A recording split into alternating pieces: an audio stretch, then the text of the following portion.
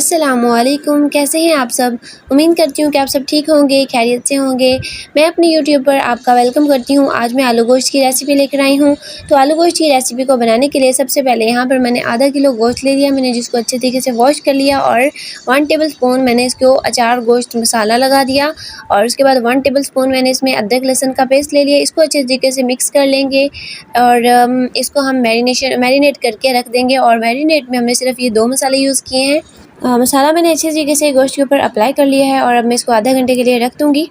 दूसरी तरफ मैंने आधा कप घी लेके उसमें मीडियम साइज़ प्याज शामिल कर दिया है। उसको हल्का सा हमने ब्राउन किया है, ज़्यादा नहीं, वाइट सी शेड रहने देनी है। उसके बाद 2 टुकड़े दालचीनी के, 2 लौंग और छोटी इलायची और 1 टेबल स्पून हमने इसमें ज़ीरा शामिल कर देना और इसको हल्का सा हमने इसमें रोस्ट करना है। ये हमारे पास डंडी वाली लाल मिर्चें थी, इसमें हमने नमक और लहसुन डाल के अच्छे तरीके से कूट के इसको रेडी कर लिया है। इसे आप अपने घर में बना के रख सकते हैं, इसका बहुत अच्छा टेस्ट आता है। तो मैंने इसमें यहाँ पर हाफ़ टी स्पून इसमें शामिल करके उसको मैंने स्मोकी सा फ्लेवर दे दिया है। और अब मैंने इसमें टमाटर शामिल कर दिए हैं, छोटे छोटे कटे हुए। और अब हम टमाटर को गलने तक पकाएंगे, इसकी भुनाई करेंगे टमाटर की और मिर्चों की अच्छे तरीके से, क्योंकि हम जितनी अच्छी भुनाई करेंगे उतना ही अच्छा हमारा जो है सालन बन के रेडी होगा।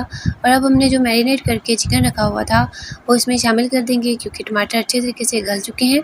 और अब हम चिकन की अच्छे तरीके से इसी मसाले के अंदर भुनाई करेंगे, हल्का हल्का पानी लगाकर। बिल्कुल सादा हम चिकन बिल्कुल नहीं भूनेंगे, क्योंकि अगर हम ऐसे ही चिकन को भूनेंगे तो ये हार्ड हो सकता है, इसलिए हम इसको पानी लगा लगा कर इसको अच्छे तरीके से भून लेते हैं। इस चिकन को हम तकरीबन 5 मिनट के लिए भूनेंगे और यहाँ पर अब 5 मिनट हो चुके हैं मुझे चिकन को भूनते हुए, इसलिए अब मैं इसमें आलू शामिल कर दूंगी और आलूओं को भी हम मज़ीद 5 से 10 मिनट के लिए भूनेंगे।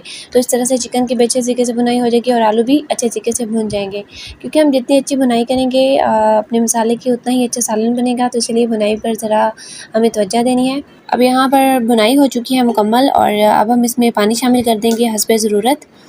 यहाँ पर पानी शामिल हो चुका है और अब मैं इसको ढक के आलू के गलने तक पकाऊंगी। अब यहाँ पर इसको उबाल आते हुए थोड़ी देर हो चुकी है। हाफ़ टी स्पून मैंने इसमें कसूरी मेथी और हाफ़ टी स्पून गरम मसाला शामिल कर दिया और इसको मिक्स कर देंगे और थोड़ा सा गाढ़ा होने तक पकाएंगे।